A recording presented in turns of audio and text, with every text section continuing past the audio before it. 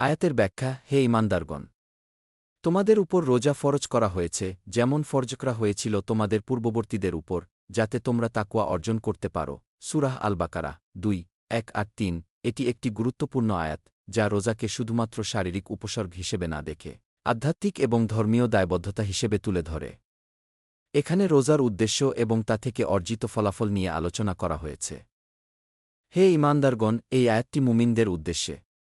আল্লাহ তাদেরকে আধ্যাত্মিক উন্নতি এবং পবিত্রতার পথে চলার জন্য উৎসাহিত করছেন।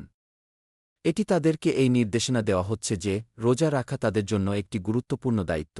তোমাদের উপর রোজা ফরজ করা হয়েছে। রোজা রাখা ঈমানের অংশ এবং এটি ইসলামের একটি গুরুত্বপূর্ণ ফরজ ইবাদত।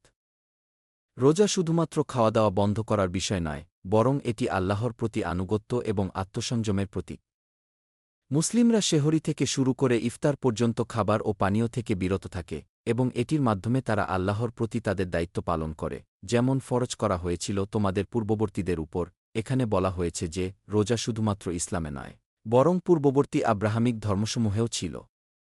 এটি একটি প্রাচীন ধর্মীয় রীতি, যা আল্লাহর প্রতি একাগ্রতা এবং আত্মশুদ্ধির লক্ষ্যে পালন করা হতো।